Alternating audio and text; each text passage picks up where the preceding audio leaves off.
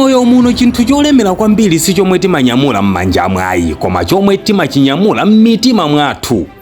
Ndabwera ndi nkhani ya mnyamata wina dzina lake Owen Chigwenembe. Owen anali ndi mavuto ochuluka m'moyo wake wakumbuyo kuchoncho anaganiza zopita kutali ndi ku Malawi kuti akaphunzire maphunziro ena ku China awathawe mavuto ake ndi memories oyipa omwe anali nawo.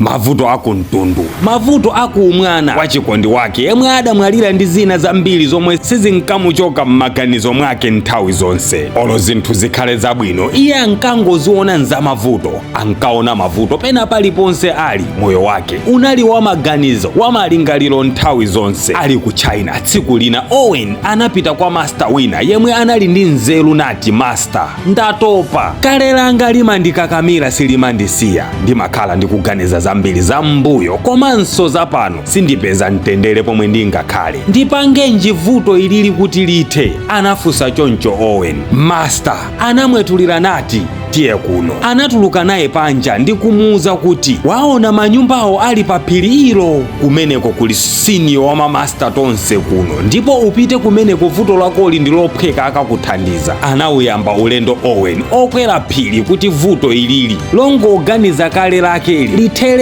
Ndipo atafika Owen analonjeredwa ndi master wamkulu, ndipo Owen anayamba kulongosola za mavuto ake.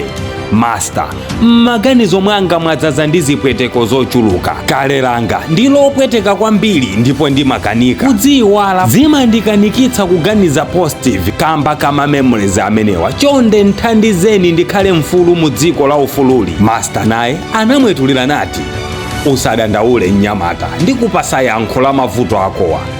Koma poyamba tiye kaye undiperekeze pa mtunda apo kuli zofunikira kuti ndikachite kenako ndipangeno za iwe."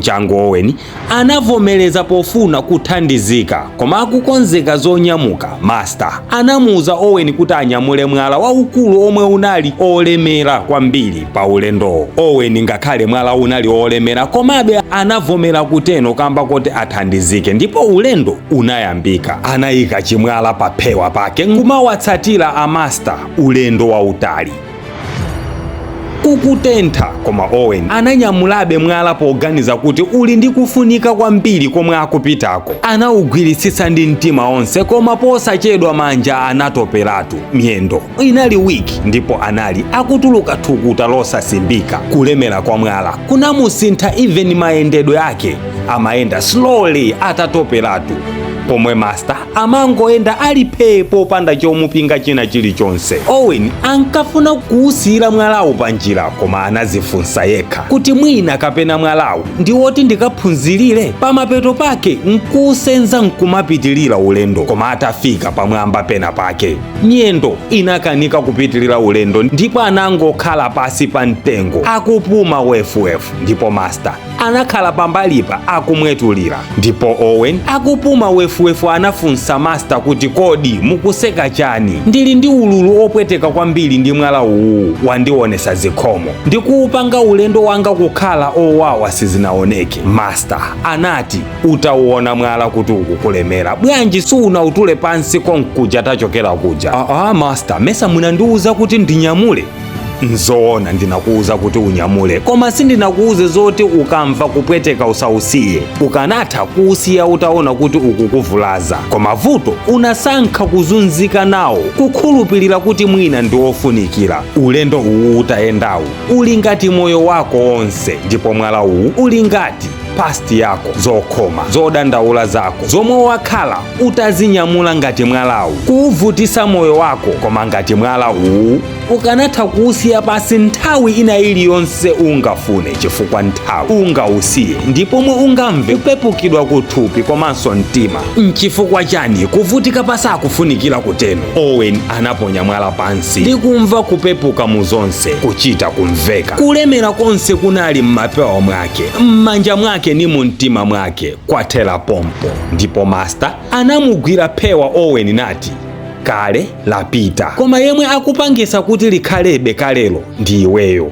zisiye zipite ndipo mtendere uzakupeza. kuchokera papa Owen anaphunzira phunziro lalikulu mmoyo wake. inu mukuonera nkutheka nanu mwalemedwa mmapewa mwanu ndi mu mtima mwanu kamba ka zinthu zomwe zinapita kale, ululu, kukhumudwisidwa zoti zinachitika kalekale. ziwani kuti tili ndi mphamvu m'manja mwathu zozitaya zonsezo. timavutika ndi kunyamula zinthu zosalongosoka nkumakhulupirira kuti tayenera kuzinyamula mpaka kalekale. chilungamo ndi chokuti past imakhala ndi mphamvu pa ife ngati titayikakamira past imeneyoyo.